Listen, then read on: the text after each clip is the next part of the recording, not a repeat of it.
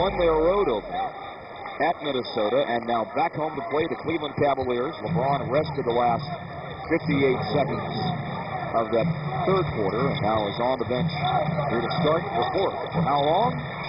We'll see. Off-balance jumper by Bass is no good. Barzal, pretty good defender, pretty good pressure on Bass's shot that time.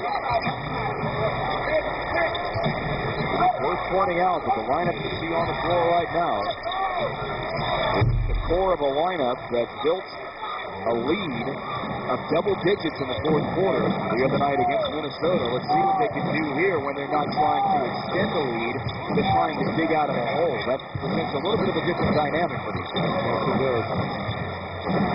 Correa. Barzal rebounded. Scoreboard this quarter brought to you by Southwest Airlines. Southwest Airlines has low fares with no hidden fees. Look now at southwest.com. Mo Williams has just scored to start the fourth quarter and does it again. Timeout, Dallas. That's that pick on the right side of the floor for Williams. That's the acquisition that I've referenced many times tonight by Cleveland. They have a true point guard who can run an offense, who can run the pick and roll. That's pretty important in this league. And then the guy is also a good shooter. Yep, averaged 17 a game last year. He's got 9 tonight, including big hoops here in the fourth. And Cleveland's lead is back to double digits.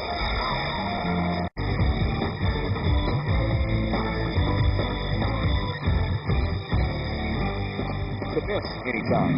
And the Oklahoma City Thunder got their first win last night. Big comeback against the Minnesota Timberwolves to win it 88-85. The story in the Dallas Morning News headlines of the day is Allen Iverson with a new home, traded for the second time in his career. As Cleveland forces the turnover, Iverson is headed to the Detroit Pistons. He'll be outscored. Tell you what, when Barzal plays like that, looking for the steal, you have to go backdoor on him. You've got to make him honest. If he just continually cheats in a denial position, he's very vulnerable on backdoor cuts.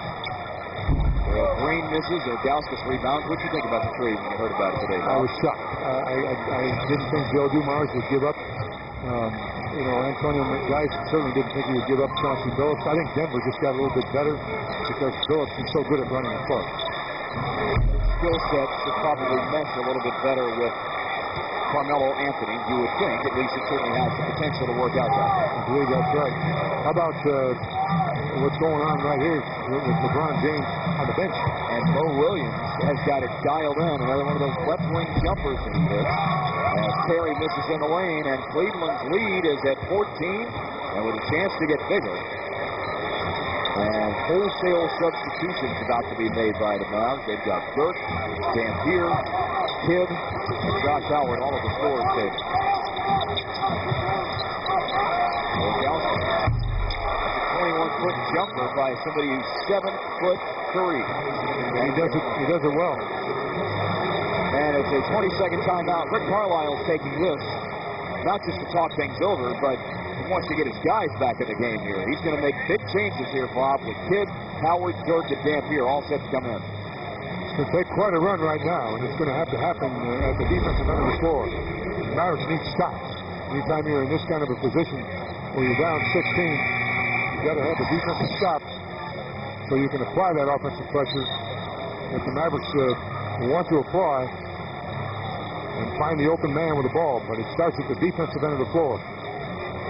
The fourth quarter has started out with Cleveland going 5 of 5 on the floor and outscoring Dallas 10-0.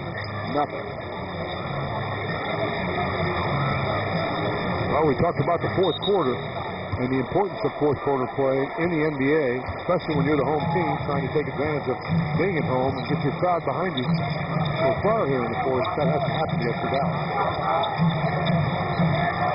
The only guy who stays on the floor here is Terry. Green, Barea, Chop, and Bass all sub out.